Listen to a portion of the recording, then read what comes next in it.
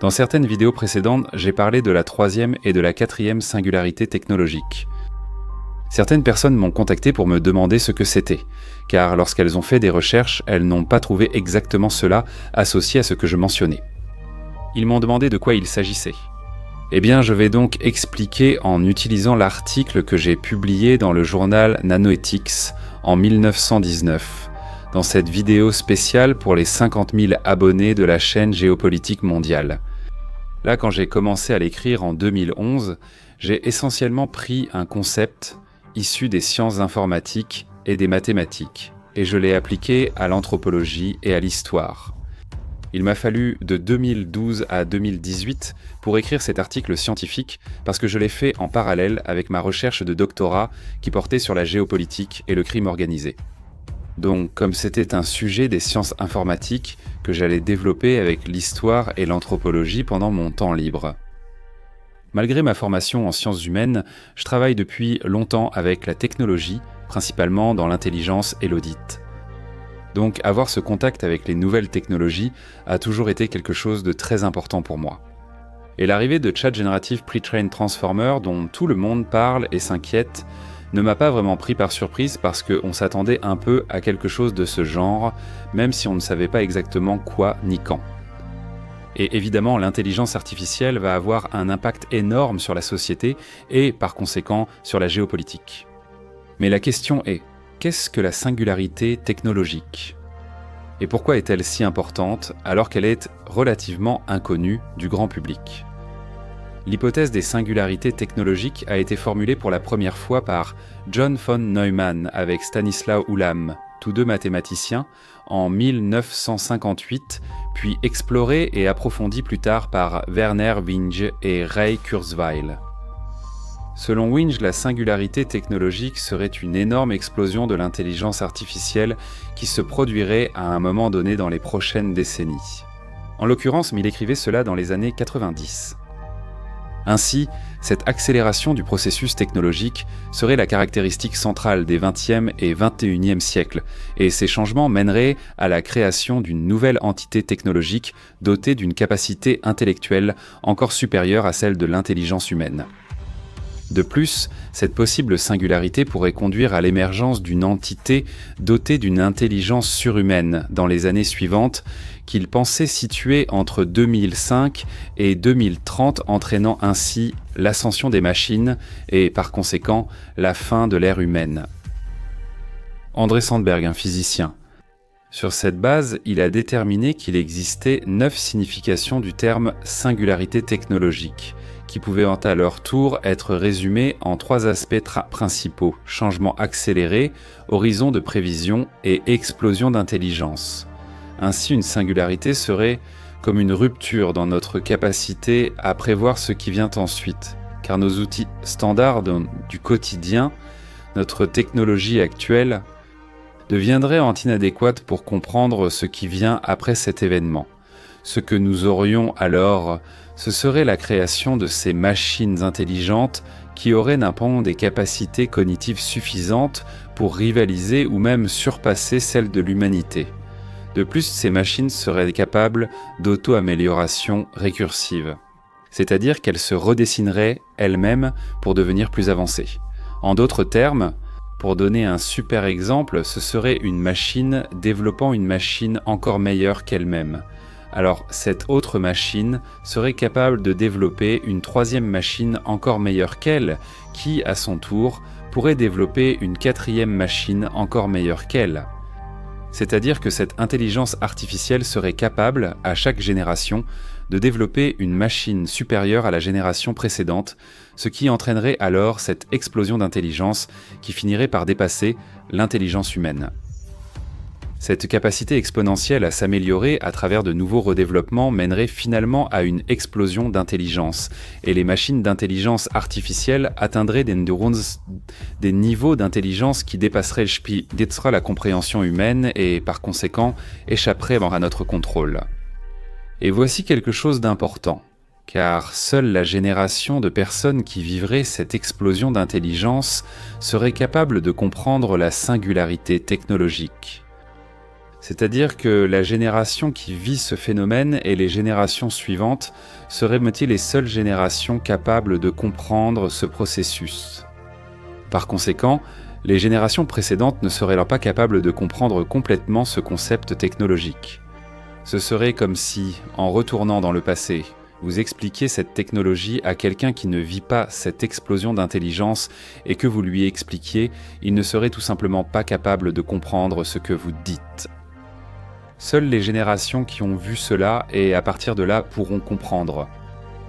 Ce qui nous amène à un problème, car la plupart des universitaires qui écrivent sur ce concept de singularité technologique essaient généralement de prédire et d'expliquer le prochain grand changement technologique. Mais s'ils prédisent ce que sera la prochaine, alors ce grand changement ne pourrait pas, par conséquent, être cette singularité. De plus, bien que toutes les analyses considèrent ce concept comme étant lié ou limité à l'intelligence artificielle, il existe des caractéristiques et des éléments qui sont beaucoup plus larges et qui peuvent aider à expliquer le développement technologique dans l'histoire de l'humanité. D'autant plus que toutes les prévisions liées à la prochaine singularité technologique, pour l'instant, ont échoué. Donc on peut dire que le concept de singularité technologique possède 4 caractéristiques. Premièrement, il s'agit d'un type d'acquisition de connaissances qui provoque d'énormes changements dans le développement technologique, déclenchant une série d'autres connaissances acquises, menant ainsi à cette explosion d'intelligence. Pour Kurzweil, cette singularité de l'intelligence signifie qu'une machine ultra intelligente serait capable de concevoir des machines encore meilleures qu'elle-même et, à un certain moment, elle surpasserait toutes les activités intellectuelles de l'humanité réunies, aboutissant à ce qu'il a défini comme une explosion d'intelligence. Cela ferait en sorte que les superordinateurs rivalisent avec la capacité du cerveau humain d'ici la fin de cette décennie. Rappelons qu'il a écrit cela en 2005, donc il pensait que cette explosion se produirait vers 2020. Cette croissance exponentielle de l'informatique par rapport au cerveau humain est démontrée dans ce graphique. Deuxièmement, ce serait un point où nos anciens modèles devraient être abandonnés et une nouvelle réalité s'imposerait, c'est-à-dire que la technologie change la perception humaine de l'univers et que les interactions de l'humanité changent avec l'environnement et au sein des relations sociales. Et troisièmement, comme déjà mentionné, seule la génération et les générations suivantes qui ont été témoins de cette avancée technologique sont capables de comprendre pleinement cette technologie. Et enfin, et je pense que c'est de loin le point le plus important, la singularité technologique implique un point de non-retour, ce qui peut être interprété comme une connaissance qui ne peut plus être perdue une fois acquise. Par conséquent, en considérant ces 4 aspects comme les principales caractéristiques de la singularité technologique, j'ai réalisé qu'il est possible de regarder en arrière dans l'histoire humaine et d'isoler 4 avancées qui ont déclenché des réactions similaires, dignes d'être considérées comme l'équivalent des singularités technologiques de leur époque. Autrement dit, il existe un schéma technologique rare, très rare, similaire à cette future singularité. Et la raison en est que le concept que ces physiciens et mathématiciens ont créé repose sur certaines caractéristiques qui servent de méthodologie. Même s'ils ne s'en sont pas rendus compte, il est intéressant de voir comment cela a fini par se produire. Parce que si l'on applique ces caractéristiques qu'ils ont utilisées en informatique et en intelligence artificielle à une perspective historique et sociologique, on remarquera qu'il y a des schémas. Ainsi, il existe 4 événements passés qui peuvent être considérés comme des singularités technologiques parce qu'ils possèdent en les mêmes caractéristiques qu'ils ont mentionnées. L'augmentation substantielle de l'intelligence, le point de discontinuité par rapport aux anciens modèles, le moment où seules les générations ayant été témoins de cet événement sont capables de le comprendre pleinement, et le progrès accéléré des technologies à partir de ce moment-là, avec des changements dans le mode de vie humain. Et 5e, un point de non-retour, c'est-à-dire qu'il n'est plus possible d'oublier ou de désapprendre cette technologie. En général, ces événements ou technologies clés n'ont pas seulement entraîné une explosion de l'intelligence, mais ont aussi déclenché d'autres technologies dérivées en un laps de temps relativement court. De plus, ces technologies clés ont aussi une autre caractéristique, qui est l'explosion démographique. Vous pouvez voir que la population mondiale augmente lentement ou reste relativement stable pendant un certain temps, jusqu'à ce que ces technologies soient atteintes, puis il y a une explosion de la croissance de la population mondiale de manière très rapide, qui se stabilise ensuite ou recommence à croître très lentement, jusqu'à ce que arrive la prochaine technologie clé, ou ce que j'appelle la singularité technologique, ou alors ce processus se répète. Alors préparez-vous, car nous ne faisons que commencer un long voyage devant nous. Un voyage qui va durer des millions d'années, en commençant avec les hommes des cavernes, en arrivant jusqu'à aujourd'hui et en spéculant sur ce que sera l'avenir de l'humanité et des technologies. Mais n'oubliez pas de vous abonner à la chaîne et d'activer la cloche de notification pour rester au courant de toutes les nouveautés de la chaîne. Et pensez aussi à partager la vidéo avec tous ceux que vous connaissez. Votre aide est extrêmement importante pour que je puisse continuer à vous apporter du contenu sur la géopolitique et l'histoire. Je m'appelle Adélion Péta et voici Géopolitique mondiale.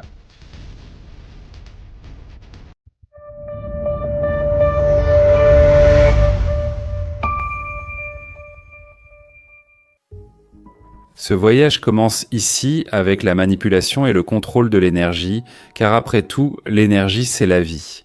S'il y a quelque chose d'observable dans toutes les formes de vie connues, c'est la recherche et la conversion de l'énergie.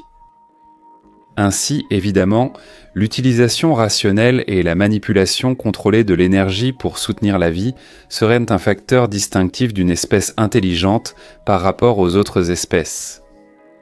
Et ce contrôle est la première étape, la ligne de partage pour former ce que nous pouvons appeler une civilisation. Mais au final, qu'est-ce qu'une civilisation ? La civilisation est une société complexe caractérisée par le développement d'un état politique, la stratification sociale, l'urbanisation et des systèmes symboliques de communication au-delà du langage naturel parlé. Historiquement, une civilisation peut être comprise comme une culture plus grande et plus avancée, par contraste avec des cultures plus petites et supposément moins avancées. Ainsi, une civilisation contraste avec les sociétés tribales non centralisées, y compris les cultures de pasteurs nomades, les sociétés néolithiques ou les chasseurs-cueilleurs. L'idée de ce qui est ou non civilisé est quelque chose de controversé et n'est pas toujours simple. Mais comment un animal qui en est encore à ses débuts en matière d'intelligence, qui n'est même pas au sommet de la chaîne alimentaire, peut-il franchir la ligne entre être simplement un animal très intelligent et finalement avancer vers l'établissement d'une future civilisation ? Après tout, les dauphins et les singes possèdent un niveau d'intelligence extrêmement sophistiqué. Leurs groupes sont hiérarchisés et leur mode de communication permet la transmission de données complexes. Ou alors les fourmis, qui possèdent non seulement des sociétés extrêmement complexes et hiérarchisées, mais aussi des fonctions bien réparties et définies. Et qui sont capables de réaliser des œuvres d'ingénierie extrêmement élaborées et développées. Mais aucun d'entre eux n'a réussi à établir une organisation que l'on puisse appeler civilisation. Et pour cela, nous devons d'abord savoir exactement ce qu'est l'intelligence. Spearman, qui était un psychologue du début du XXe siècle et dont les recherches ont été réévaluées ces dernières années, dit que l'intelligence peut être comprise comme un facteur général, qui est présent dans toutes nos capacités intellectuelles. Il a appelé ce facteur général G, c'est comme s'il s'agissait d'une sorte d'ingrédient présent dans tout ce que nous faisons, qui implique notre esprit. C'est comme si toutes les compétences, comme résoudre des problèmes, apprendre de nouvelles choses ou comprendre des informations complexes, avaient quelque chose en commun, un point où elles se rejoignent toutes, ce point étant le facteur G. Donc, selon lui, l'intelligence est comme un ingrédient qui influence toutes nos capacités mentales, et c'est comme si c'était la base de tout ce que nous faisons avec notre esprit. Bien sûr, chaque personne a ses propres compétences spécifiques, mais le facteur G est présent dans chacune d'elles, unifiant tout cela. Donc, ce serait cela, l'intelligence. Ce qui soulève la question: comment un animal franchit-il cette frontière de l'intelligence et établit-il les bases d'une société suffisamment complexe pour devenir une civilisation? Et lorsque nous pseudo-regardons notre histoire, nous voyons une séparation bien définie. Une première étape qui distingue enfin les hommes des animaux, la première frontière à franchir pour l'être humain qui va marquer le début de notre course évolutive. C'est le contrôle et la manipulation des éléments naturels, et dans notre cas, pas n'importe quel élément, mais l'élément feu. Souvent, l'élément feu est associé à quelque chose de mystique. Ayant culturellement un symbolisme très fort dans presque toutes les cultures, que ce soit comme symbole de création, de destruction ou même de renaissance. L'importance du feu est bien établie dans de nombreuses civilisations anciennes et même dans les civilisations modernes. Et la découverte du feu constitue un tournant dans l'histoire humaine. L'image et la chaleur du feu pénètrent l'âme et évoquent quelque chose de magique. Et ce n'est pas un hasard, après tout, les cultures les plus diverses ont toujours attribué au feu une valeur pratiquement religieuse. La découverte du feu est souvent associée à une sorte de conquête ou à un don divin. Dans la Chine ancienne, le feu était mentionné dans la légende de Surenchi. Un héros, un demi-dieu mythologique, qui s'est aventuré dans une forêt à l'extrême ouest de la Chine, où il y avait un arbre qui brillait pendant le jour et pendant la nuit. Surenchi remarqua que lorsque les pics frappaient dans cet arbre, des étincelles jaillissaient, illuminant l'arbre.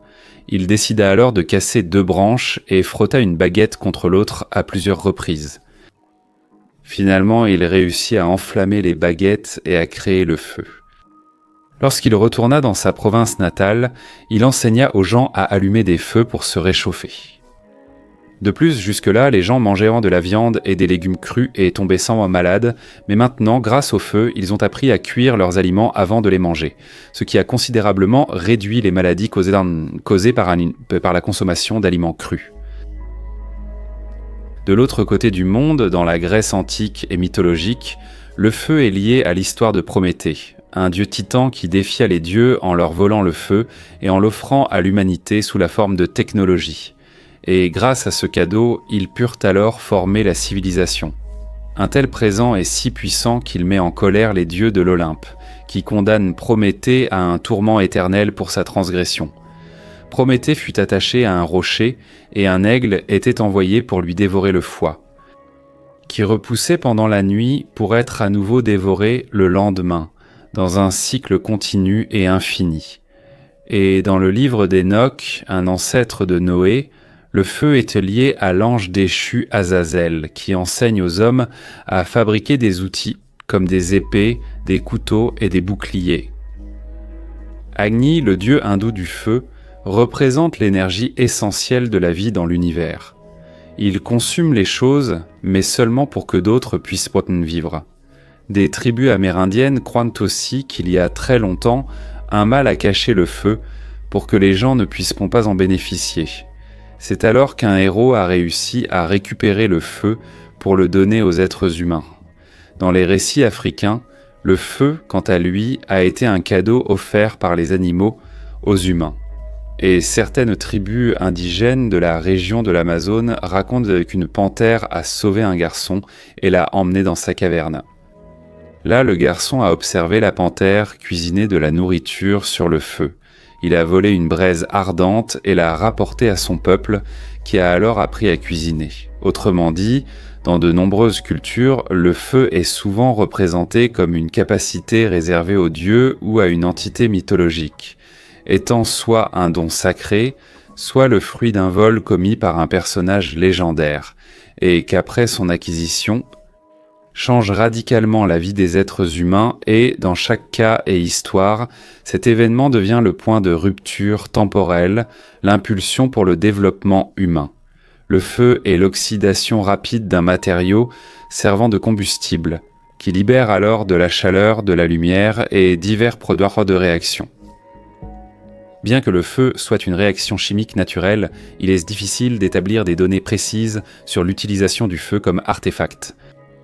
Il existe des preuves claires et variées d'utilisation ancienne de feux contrôlés, par opposition à des incendies naturels contenus et maintenus.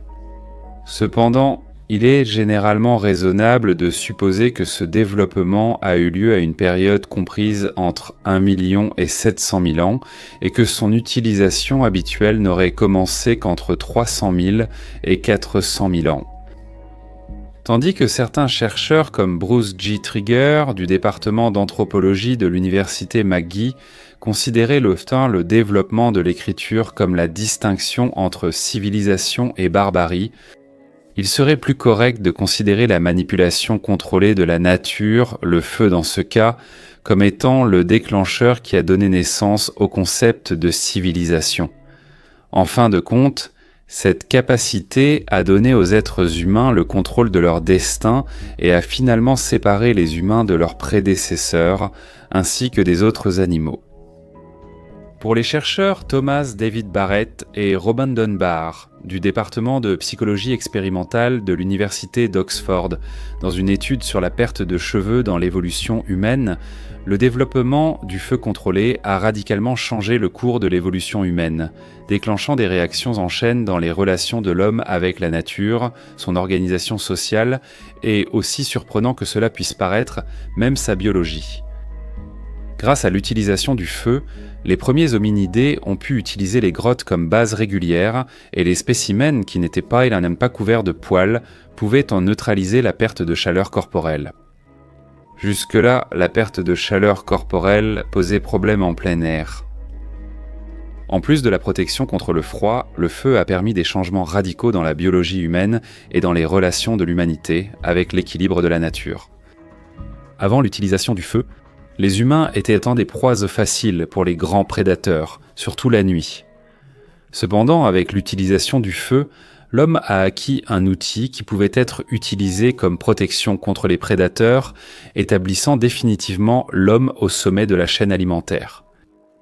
Un animal simple, sans gros muscles, griffes, crocs, venin ou tout autre mécanisme naturel de défense était désormais simplement capable d'éloigner les prédateurs et même de les chasser.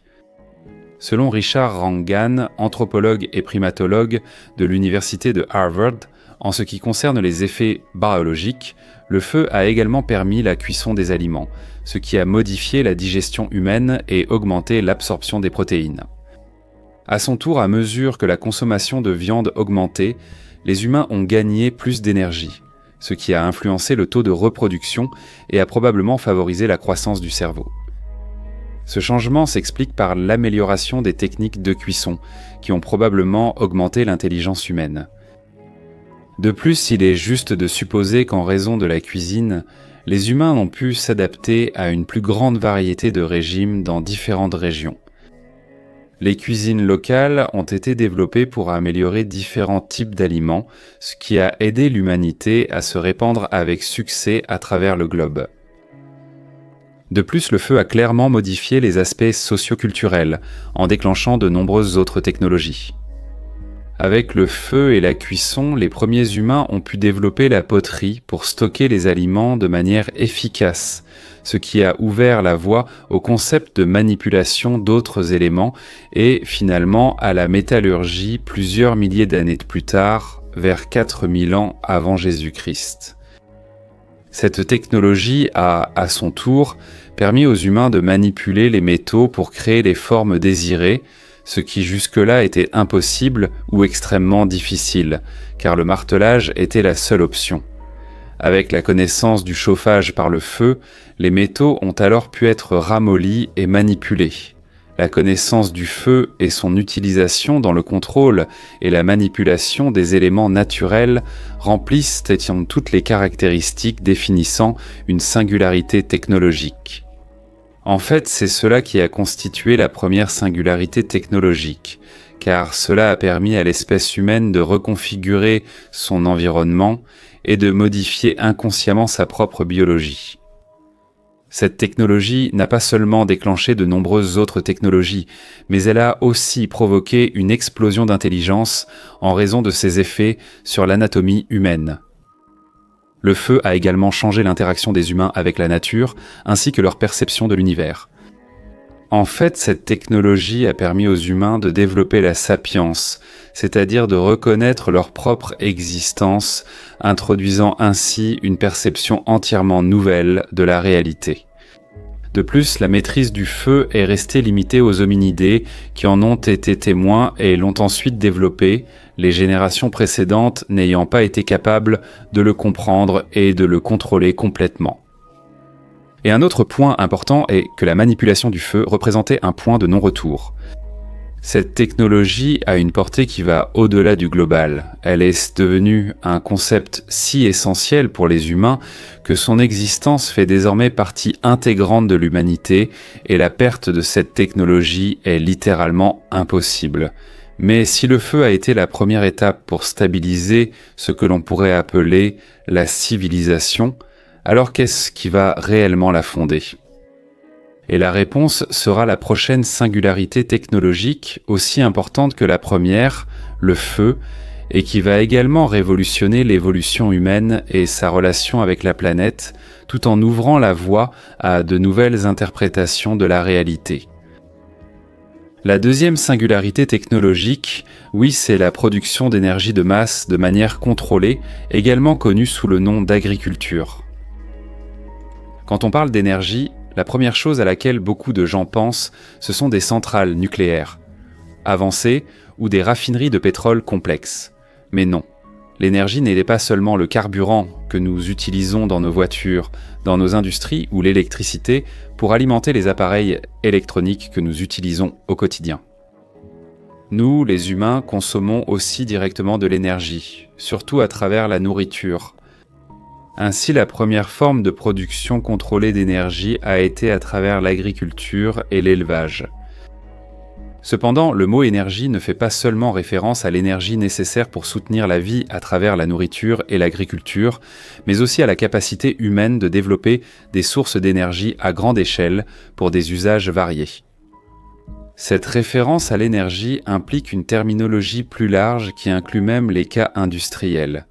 Par exemple, au cours du dernier siècle, l'extraction de l'éthanol a été utilisée pour la production, l'éclairage et des fins logistiques.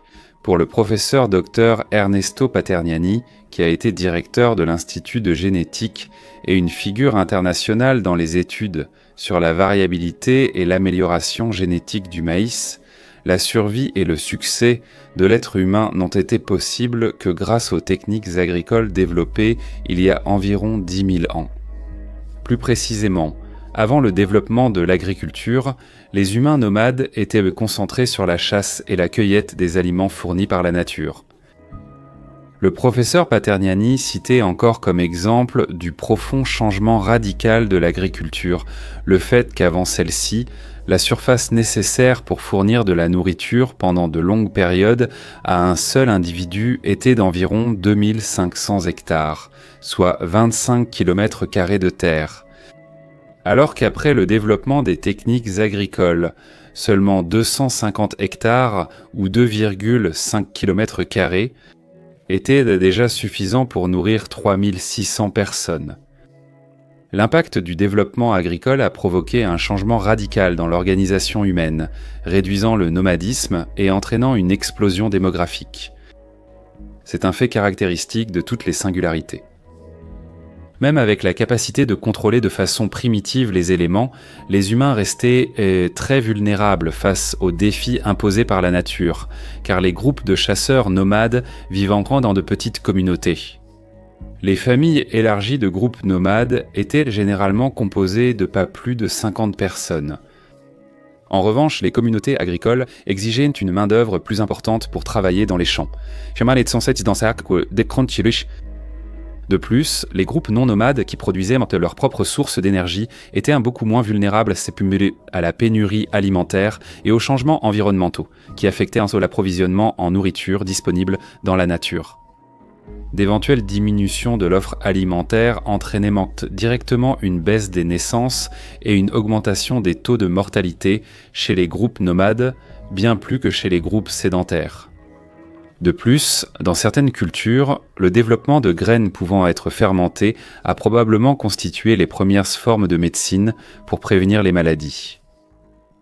Le docteur Thomas Sinclair, du département de physiologie et d'écologie des cultures de l'Université d'État de Caroline du Nord, explique que grâce aux céréales qui ont été fermentées, les premiers humains ont commencé à manipuler l'alcool, utilisant cette substance dans l'eau comme moyen de prévenir les maladies. Car le processus de chauffage de l'eau lors de la préparation des céréales et de la production d'alcool par fermentation était un moyen de rendre l'eau relativement sûre à la consommation, ce qui a réduit drastiquement le nombre de maladies causées par des parasites et d'autres organismes dans les populations de l'Antiquité. Et tout comme le feu, l'agriculture et l'élevage ont eu des impacts biologiques sur le corps humain, étant également responsables de façonner le système immunitaire humain en l'exposant à de nouvelles maladies. Puisque la plupart des maladies aujourd'hui sont d'une certaine manière liées à un certain niveau de domestication des animaux comme source ou vecteur. Autrement dit, en domestiquant une série d'animaux, nous nous sommes retrouvés plus exposés à toute une série d'autres organismes qui étaient inconnus de l'être humain.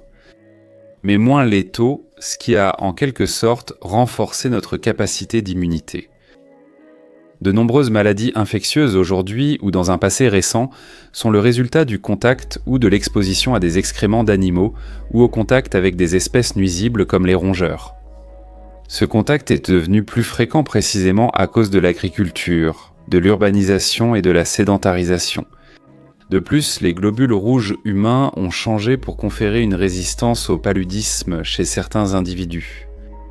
Pour la chercheuse Sandra Wild de l'Institut d'anthropologie de l'université Johannes Gutenberg Mainz, la couleur claire des cheveux, des yeux et de la peau dans la population européenne est le résultat d'un régime pauvre en vitamine D. Cette carence a été causée par le passage d'un régime de chasseurs-cueilleurs riche en vitamine D grâce à la chasse à un régime agricole pauvre en vitamine D. Cependant, l'impact le plus important lié au développement agricole a été comportemental. Comme condition préalable à la culture de la terre, les premières sociétés humaines ont été poussées vers la vie sédentaire, ce qui a conduit au développement d'une structure politique plus complexe, basée sur une production alimentaire hiérarchisée. L'augmentation des réserves de nourriture a permis de libérer une partie des premières sociétés pour travailler dans des domaines autres que la récolte des aliments. Autrement dit, grâce à la production agricole, il y avait désormais plus de personnes disponibles pour travailler dans d'autres domaines que ceux liés à la production alimentaire. Au lieu de rester limité à cette production, et cela a eu pour résultat que, progressivement, la société s'est divisée en plusieurs nouveaux types de professions. De plus, grâce à cette technologie, les humains ont pu étendre leur influence sur leur environnement et utiliser d'autres sources d'énergie, comme les animaux domestiqués. En particulier, de grands mammifères qui peuvent être utilisés comme source d'aliments riches en protéines, tout en fournissant également la force de traction dans les fermes et plus tard servant de moyen de transport et, par conséquent, dans la chasse et bien sûr dans la guerre. Et l'une des choses les plus impressionnantes, c'est que la technologie de l'agriculture et de l'élevage a également permis aux humains d'influencer directement les aspects des biologiques et évolutifs des plantes et des animaux grâce à la sélection artificielle. Robert Shelley Kelly, professeur d'anthropologie et coordinateur du programme d'archéologie à l'Université du Wyoming, souligne que l'agriculture a en réalité été le résultat de nombreux facteurs et que, pour cette raison, elle est excessivement complexe. Pour lui, l'agriculture consistait en différentes stratégies à différentes époques et en différents lieux, impliquant l'utilisation intentionnelle des plantes qui peuvent être orientées vers divers objectifs. La conquête de l'agriculture n'aurait pas été possible sans un certain degré d'intelligence complexe très élevé. Autrement dit, cela n'a été possible que grâce aux changements dans le cerveau humain qui ont augmenté son intelligence et ont permis aux humains de comprendre et d'appliquer des tâches complexes dans différents contextes. Ce qui n'avait été possible, à son tour, que grâce aux changements physiologiques déclenchés par les connaissances acquises avec le feu, comme nous l'avons déjà expliqué précédemment. Mais encore, grâce à cette capacité de manipulation de la chaîne évolutive des plantes et des animaux, nous avons, au cours des derniers millénaires, tellement modifié certaines espèces qu'elles seraient pratiquement méconnaissables par rapport à leurs ancêtres naturels. Un exemple de cela se trouve chez nos principaux compagnons depuis des milliers d'années, les chiens. Une recherche menée à l'université de Duquesne aux États-Unis a montré que les chiens possèdent un muscle facial qui leur permet de lever les sourcils pour modifier leur expression faciale en fonction du sentiment qu'ils veulent transmettre. Cependant, ce muscle n'est apparu qu'à la suite de l'évolution de l'animal.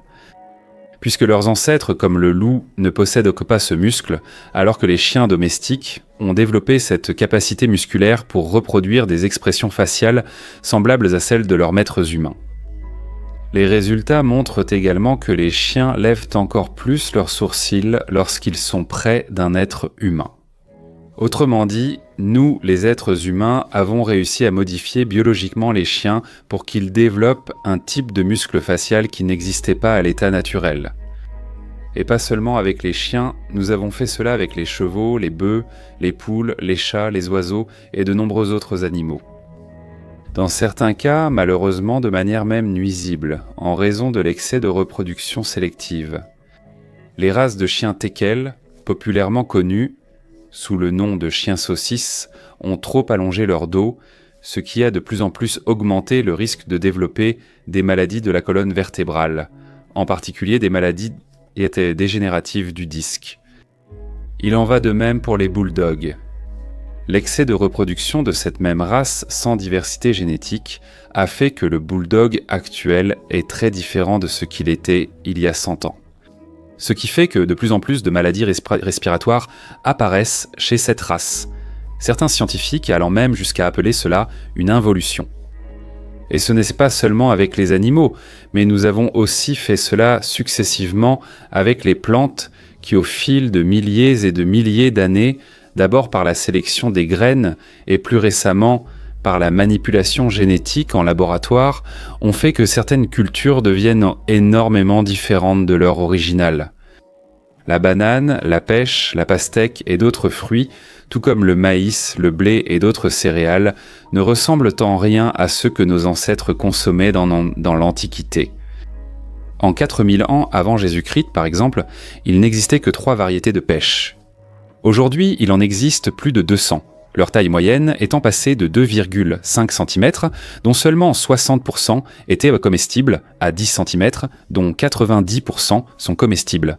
Leur taille moyenne étant passée de 2,5 cm, dont seulement 60% étaient comestibles, à 10 cm, dont 90% y sont comestibles. Les pastèques, originaires de Namibie, ne mesuraient que 5 cm il y a 3000 ans avant Jésus-Christ, rien à voir avec les énormes pastèques qui pèsent plusieurs kilos de nos jours. Imaginez montrer à un noble du XVIIIe siècle les bananes actuelles, alors qu'à son époque, lorsqu'il mangeait des bananes, elles étaient non seulement fines et petites, mais en plus elles avaient sans des graines.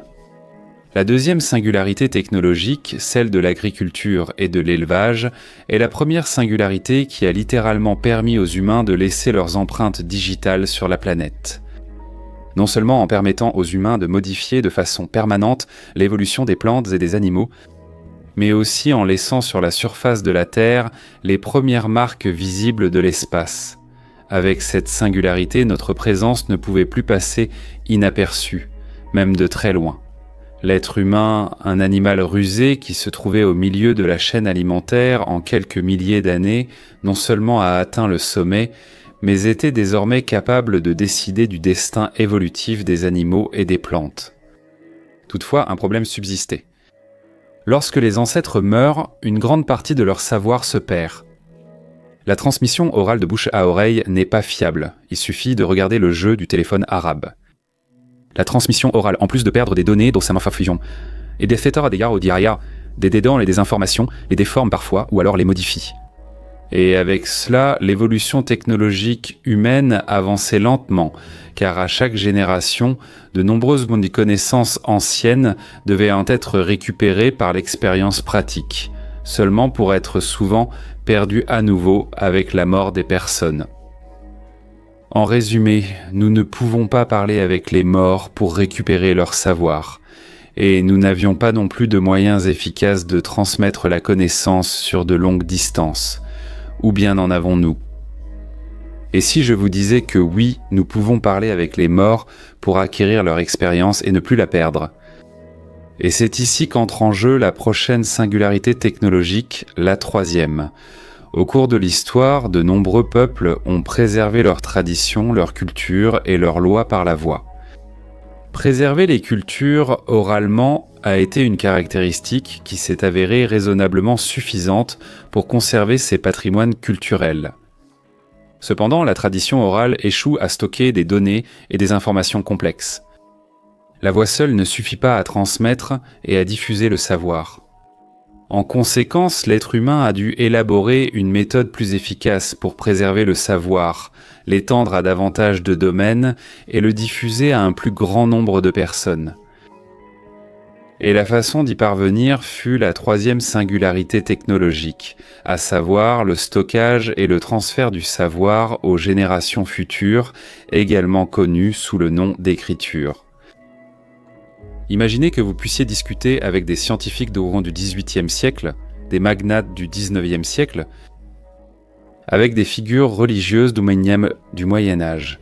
Et non, nous ne parlons pas d'une forme magique ou d'évocation des esprits. Nous parlons de l'écriture, la manière la plus efficace que les humains ont développée pour préserver leur savoir et le transmettre au-delà du temps et de l'espace. L'importance de stocker et de transmettre des données avec précision à différents individus et groupes dans différents lieux et époques doit être considérée comme une autre singularité technologique, représentée par le développement de l'écriture. Il est important de noter que cela n'inclut pas les symboles de la proto-écriture en raison de leur manque de précision, ce qui est une caractéristique principale de l'écriture.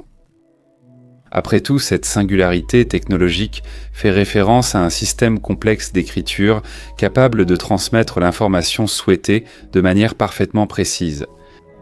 Que cette conquête technologique ait été accidentelle ou réalisée consciemment. Le développement de l'écriture a été extrêmement nécessaire pour organiser les structures sociales des établissements humains de plus en plus grands, qui devenaient de plus en plus complexes et divisés. Maintenant, nous parlons de villages et de villes comptant des centaines, des milliers et même plusieurs dizaines de milliers de personnes. L'administration publique, qu'elle soit à des fins légales ou même commerciales, ne pouvait plus se faire uniquement avec des règles orales. Gérer les stocks et élaborer des constructions complexes ne pouvait donc plus non plus se faire uniquement grâce à la mémoire et à l'imagination. Il était fondamental que cela soit enregistré et transmis. Spécifiquement pour la comptabilité, l'écriture étant devenue nécessaire pour enregistrer les possessions et les informations sur le stockage des marchandises, ce qui a fini par donner naissance à la base de l'économie d'aujourd'hui. De plus, l'écriture a été utilisée pour organiser efficacement les ressources à l'échelle universelle et enregistrer de façon permanente les informations nécessaires comme les chiffres, les décomptes d'objets, les personnes impliquées, les horaires et les lieux, afin d'éviter de les perdre à cause d'un système oral de tenue de registre qui pouvait, évidemment, oublier, déformer ou confondre les informations. Les informations ont d'abord été enregistrées à propos de ces marchandises, puis sur des informations religieuses comme des prières et des incantations. Les premières civilisations ont construit des bibliothèques pour l'éducation des scribes, qui étaient initialement axées sur la religion, mais qui se sont ensuite étendues aux connaissances scientifiques formelles comme la botanique, la zoologie, la minéralogie et les mathématiques. En général, il est juste de dire que ces écrits et bibliothèques, sauf en cas de guerre où ils ont été détruits, ont été la manière la plus efficace de transmettre des informations à différents groupes à grande échelle, voire la seule, y compris les bibliothèques numériques actuelles. Un autre impact important du développement de l'écriture a été la bureaucratisation de la société et la réglementation de la propriété et des institutions sociales, y compris le mariage et les codes juridiques pour standardiser les punitions et les droits, comme le code de Hammurabi. Alors que la deuxième singularité de la connaissance agricole a établi des divisions claires dans la société En donnant à des personnes de différentes castes des accès variés aux moyens de production, le développement de l'écriture va alors étendre cette division à des structures urbaines et hiérarchiques de plus en plus grandes et complexes, tandis que l'efficacité administrative augmentait son contrôle sur la société. Ainsi, la société, alors qu'elle était encore entièrement composée d'analphabètes, était limitée en nombre et sa capacité d'action en tant que collectif était également restreinte. Cependant, les sociétés alphabétisées, même si tout le monde n'était pas lettré, n'avaient pratiquement aucune limite quant à leur population et possédaient la capacité de coordonner des efforts sous un commandement centralisé et organisé. Un fait qui, tout comme les singularités précédentes, allait à nouveau provoquer une autre explosion démographique. Le développement de l'écriture n'a pas seulement aidé les sociétés primitives à créer des normes sociales et économiques, mais il a aussi accru la capacité des humains à influencer leur environnement, les menant à une vision et une compréhension entièrement nouvelles de l'univers grâce aux mathématiques avancées et à l'écriture numérique. L'utilisation d'un système sophistiqué pour écrire les nombres et le développement d'équations et de systèmes numériques, ce fut une énorme révolution technologique à l'époque. Les mathématiques n'ont été possibles que grâce à l'écriture, et elles allaient tout simplement changer la relation des humains avec l'univers. Pour la première fois, l'humanité allait mener des recherches au-delà de son emplacement actuel, et étendre l'observation scientifique aux étoiles avec l'astronomie, élargissant ainsi la compréhension de la place de l'humanité par rapport à l'univers. Il est raisonnable de relier cette révolution au développement de l'ingénierie dans tous les domaines. Après tout, l'ingénierie complexe n'a été possible que grâce aux mathématiques, ce qui a fini par augmenter la capacité de l'humanité à influencer la nature et la planète. À certains niveaux, l'ingénierie a même conduit à ce qui peut être interprété comme une forme initiale de terraformation. Ou, en d'autres termes, l'écriture allait ouvrir tout un éventail de nouvelles connaissances. Ce qui allait permettre à l'être humain, dans les millénaires suivants, ce qui n'est rien à l'échelle géologique, puisse manipuler la planète en la modifiant progressivement pour répondre aux besoins humains. La trajectoire de l'humanité, depuis sa première singularité technologique jusqu'à son ascension dans la chaîne alimentaire, pour ensuite devenir progressivement capable de reconfigurer la forme de la Terre jusqu'à un point de non-retour, est illustrée par des exemples primitifs. En 2000 ans avant Jésus-Christ, le fleuve Jaune en Chine a été maîtrisé par les Chinois grâce à la construction de canaux et de digues, qui provoquaient fréquemment des inondations et des destructions dans la région. Nous parlons littéralement des êtres humains ancestraux utilisant leur intelligence pour contrôler les forces de la nature. De même, déjà à l'époque de l'Empire romain, il existait aussi la capacité de modifier le cours des rivières. Le pouvoir de l'écriture, de stocker des données et des informations de façon théoriquement éternelle, a facilité la transmission du savoir. Désormais, la mort d'une personne ne signifiait plus la perte des connaissances qu'elle possédait. Il devenait possible pour les humains d'accumuler des informations à des niveaux jusque-là inédits, ce qui augmentait leur capacité à acquérir encore plus d'informations, générant ainsi encore plus de connaissances dans un cercle vertueux.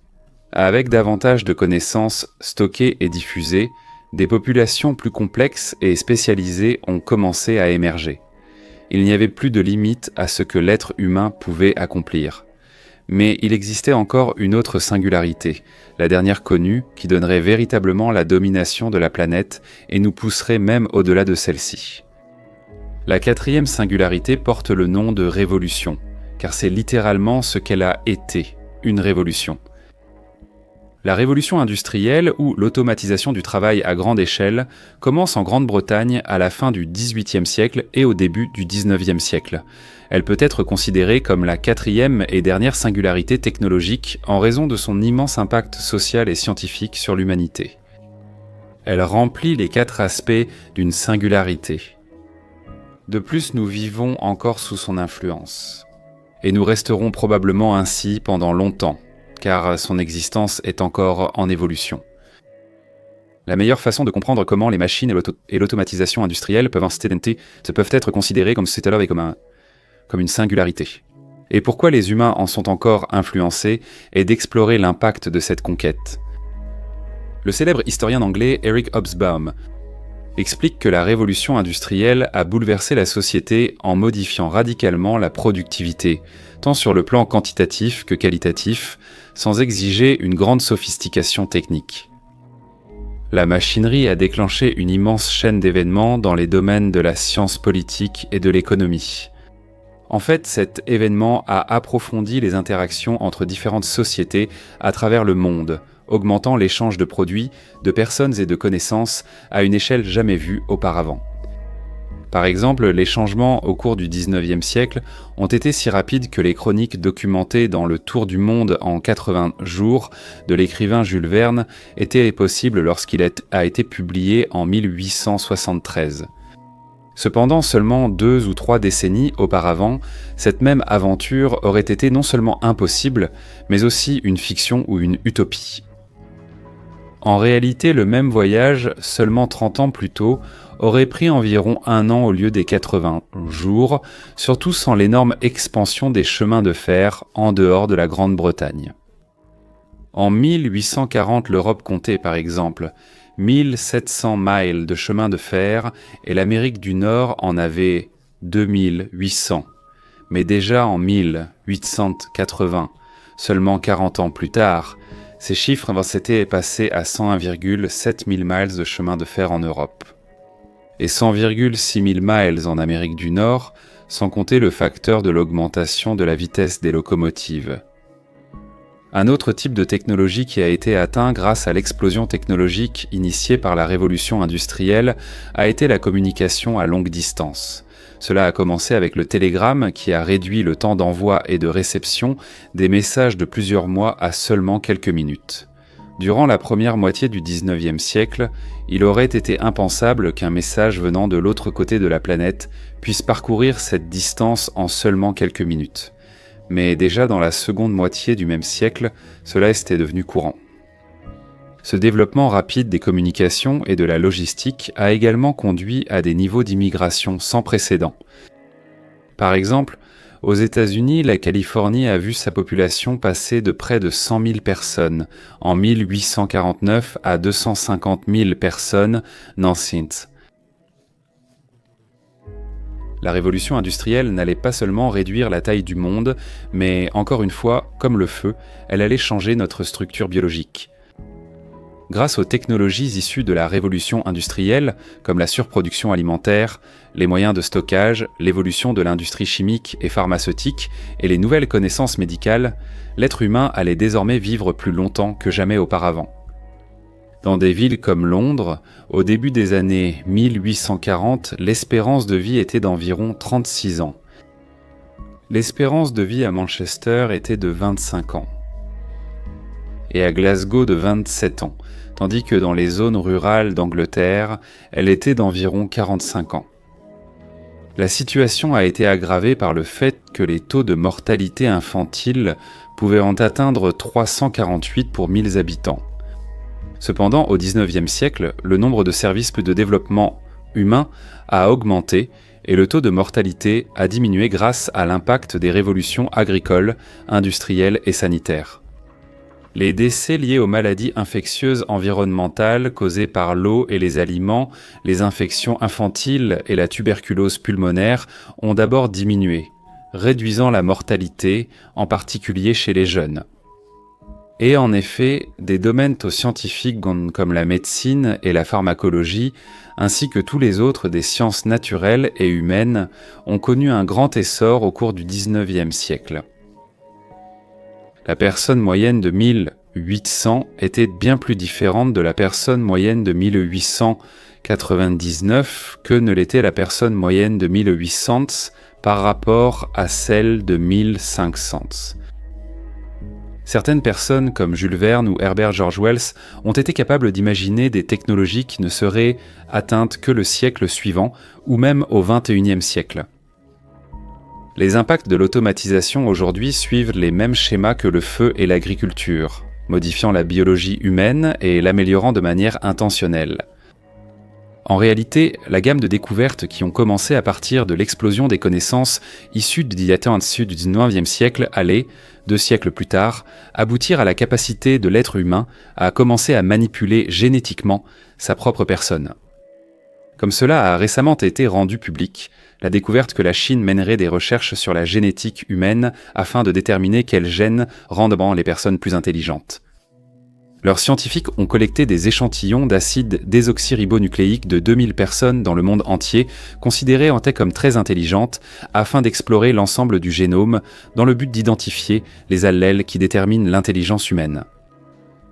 Ce dépistage des embryons permettra à l'avenir aux parents de choisir leur zygote le plus brillant et ainsi d'augmenter l'intelligence de chaque génération, de 5 à 15 points de quotient intellectuel. Et une partie de cette innovation a déjà vu le jour lorsqu'un scientifique chinois de l'Université des sciences et technologies du sud de la Chine, He Jiankui, a rendu public sa manipulation génétique sur des embryons qui a abouti à des bébés immunisés contre le virus du syndrome d'immunodéficience acquise. Et de nombreuses universités et centres de recherche à travers le monde réalisent d'énormes progrès chaque jour. D'autres interventions visent des améliorations plus directes, comme le développement de muscles artificiels avec des nanotubes de carbone pour augmenter la performance athlétique ou des nanoparticules qui se lient aux globules rouges pour améliorer la délivrance de médicaments.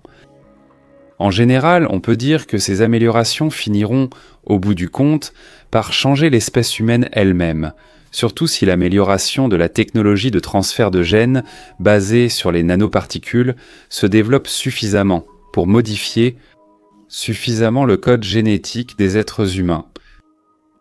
Il est également possible d'établir comme conséquence de la 4e singularité une interaction croissante entre l'homme et la machine, comme les exosquelettes, qui ne sont rien d'autre que des dispositifs fixés au corps des êtres humains et qui leur permettent d'augmenter leur force et leurs capacités humaines dans leurs mouvements.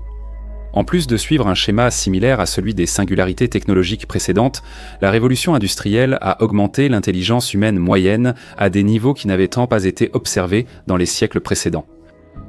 Si auparavant le progrès de l'intelligence humaine était en général plus lent, les avancées rapides et incroyables pendant et après le XIXe siècle ont modifié la perception humaine de l'univers.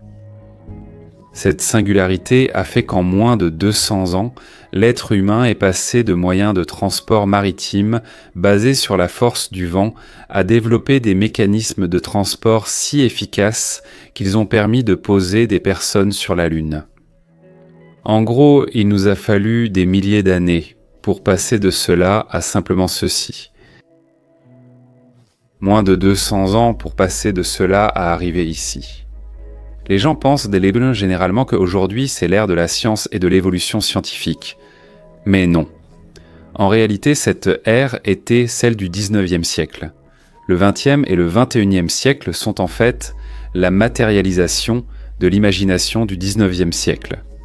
Cette singularité est devenue en même temps un point de non-retour, car il était désormais pratiquement impossible d'imaginer que la connaissance des machines et de l'automatisation industrielle puisse devenir un savoir perdu. Même en cas de grande catastrophe, nous maîtrisons les principes les plus basiques et élémentaires pour recommencer l'automatisation, à partir de zéro si nécessaire. De plus, seules les générations qui ont vécu les changements au cours du XIXe siècle et celles qui sont venues après seraient capables de comprendre ces nouveaux modèles de société, d'économie, de perception de l'univers et de la réalité. Ainsi, nous comprenons qu'en nous basant sur différents critères, il n'est pas difficile de comprendre pourquoi ces 4 événements spécifiques peuvent et doivent être considérés comme des singularités technologiques, alors que d'autres technologies, malgré leur importance, n'ont pas réussi à atteindre le même niveau d'importance. Ces 4 technologies ont servi de base et ont déclenché des réactions en chaîne qui ont ouvert la voie au développement d'autres technologies pendant des millénaires et des siècles par la suite. Aucune avancée possible en métallurgie ou en chimie n'aurait pu avoir lieu sans la maîtrise fondamentale du feu et la connaissance des éléments naturels. L'agriculture a été l'une des premières formes de production contrôlée d'énergie, et elle reste l'une des principales sources de l'économie mondiale, fournissant de la nourriture et de l'eau à d'autres sources d'énergie pour divers usages. comme par exemple l'éthanol. Il est impossible d'imaginer la construction de longs ponts ou de hauts bâtiments sans le développement de l'écriture. De plus, les informations seraient perdues à un rythme élevé si elles continuaient à être transmises uniquement oralement. Et pourtant, toute la technologie nucléaire, la robotique et Internet dérivent directement de l'expansion des machines pendant la révolution industrielle. Chacune de ces réalisations aurait été impossible, voire même impensable, avant la révolution. Bien sûr, toutes les technologies finissent par en amener d'autres, mais seules ces quatre-là sont des avancées qui ont créé une énorme variété d'autres technologies pour lesquelles ces singularités sont leur base commune. Un autre schéma lié aux singularités est l'exigence de commencer à un point où nos anciens modèles doivent être abandonnés et une nouvelle réalité s'impose. Chacune de ces quatre réalisations a changé la façon dont les êtres humains se voyaient eux-mêmes et leur rôle dans leur environnement et dans l'univers. En modifiant discrètement la biologie humaine à long terme ou en créant de nouvelles façons de comprendre les mathématiques avancées et, par conséquent, l'astronomie et la philosophie, ces technologies ont progressivement et rapidement brisé les anciennes visions et modèles. La plupart de ces visions et modèles antérieurs n'ont pas réussi à intégrer de nouvelles découvertes qui auraient changé l'organisation de la société et forcé l'abandon de modèles dépassés. Face à ces changements et complexités drastiques, les quatre singularités que nous avons présentées n'ont pu être pleinement comprises que par les générations qui ont été témoins de ces révolutions et celles qui leur ont succédé. De plus, chacune de ces quatre singularités a accru l'intelligence de la société au cours de son développement. Bien sûr, il existe quelques exceptions, comme l'inventeur grec Ctésibios qui a précédé la révolution mécanique de plusieurs siècles. Cependant, ses connaissances pilées étaient bien en avance sur son époque, et plus important encore, elles ne se sont pas diffusées ni n'ont servi de base scientifique. Le prochain critère, le point de non-retour, implique l'impossibilité que des domaines comme le feu, l'agriculture, l'écriture ou la machinerie deviennent des connaissances perdues. De plus, il s'agissait de technologies universelles, même lorsqu'elles étaient appliquées à des peuples qui n'avaient pas de contact avec d'autres peuples. Alors que certaines technologies très importantes n'ont pas été partagées entre différentes civilisations et par conséquent ne peuvent pas être considérées comme des singularités technologiques, comme par exemple la roue qui n'était pas utilisée par les sociétés précolombiennes malgré son importance. Cela est dû au fait que les singularités peuvent être considérées comme une sorte d'obligation sociologique et anthropologique, c'est-à-dire que toutes les civilisations devront passer par chacune d'elles pour atteindre la singularité suivante et qu'il s'agit d'événements partagés par différentes sociétés, même sans contact entre elles. Par exemple, l'écriture est apparue dans différentes régions du monde de manière indépendante. En d'autres termes, il n'est pas possible de revenir au point antérieur à l'apparition de cette singularité technologique, car elle s'est répandue très largement sur la planète et s'est enracinée très profondément dans les fondements de l'existence humaine. Maintenant, un autre schéma parmi les singularités est l'explosion démographique qui suit leur découverte. Il est difficile de calculer la population humaine pendant l'âge pré-paléolithique et l'âge paléolithique, ces estimations étant principalement basées sur des restes de squelettes et les caractéristiques des sites habités. Selon Jean-Noël Birabin de l'Institut national d'études démographiques de France, la population humaine mondiale chez les premiers humains tournait autour de 100 000 individus, qui a augmenté de façon spectaculaire entre 300 000 et 200 000 ans avant Jésus-Christ, pour atteindre entre 500 000 et 700 000 individus, encore en tant qu'Homo erectus, et plus tard c'est devenu 800 000 déjà en tant qu'Homo sapiens. Mais ici c'est un facteur clé. Cette période de temps implique l'évolution de la biologie humaine et une explosion démographique qui s'est produite pendant la plus ancienne maîtrise du feu, que nous avons déjà décrite comme étant la première singularité. Finalement, cette population a atteint un pic d'1,5 million d'individus entre 50 000 et 40 000 ans avant Jésus-Christ. Mais une autre explosion démographique allait encore apparaître pendant le Néolithique, plus ou moins entre 10 000 et 4 500 ans avant Jésus-Christ, lorsque la population d'1,5 million a augmenté pour atteindre au moins 10 millions de personnes. Période qui a coïncidé avec le développement de l'agriculture, la deuxième singularité. Curieusement, une troisième explosion démographique a suivi immédiatement une autre singularité, Gesularta Prelaeri, l'écriture entre 4500 ans avant Jésus-Christ et le 1er siècle après Jésus-Christ. La population est passée d'environ 10 millions d'humains à 250 millions, avec une croissance régulière, puis est restée modérément stable avec quelques rares reculs causés par des épidémies et des guerres jusqu'en 1800. Quand la quatrième singularité, la révolution industrielle, culmine. Pour la première fois, la population humaine a dépassé le seuil d'1 milliard et seulement 200 ans plus tard, elle a atteint plus de 6 milliards de personnes en statron pour atteindre 8 milliards au cours des 20 années suivantes. Comme expliqué précédemment, les singularités ont stimulé l'intelligence humaine et, en même temps, augmenté la population humaine. Pour cette raison, et en raison des 4 principales caractéristiques décrites, seules ces 4 réalisations technologiques peuvent être considérées comme des singularités technologiques. Avec cela, nous pourrions conclure notre voyage. Mais il y a encore un mais. Le concept de singularité technologique, bien qu'il puisse être utilisé de façon anthropologique pour expliquer des technologies et des points importants du passé, n'a pas été développé à l'origine dans ce but. Il convient de rappeler que l'accent était mis sur la prochaine explosion d'intelligence causée par les machines, ce qui nous amène à la question finale. Et le mythe de la prochaine singularité ? Sommes-nous proches de la prochaine singularité technologique ? Il est important de noter que chaque singularité technologique atteinte a été suivie d'un intervalle de plusieurs milliers d'années avant la suivante.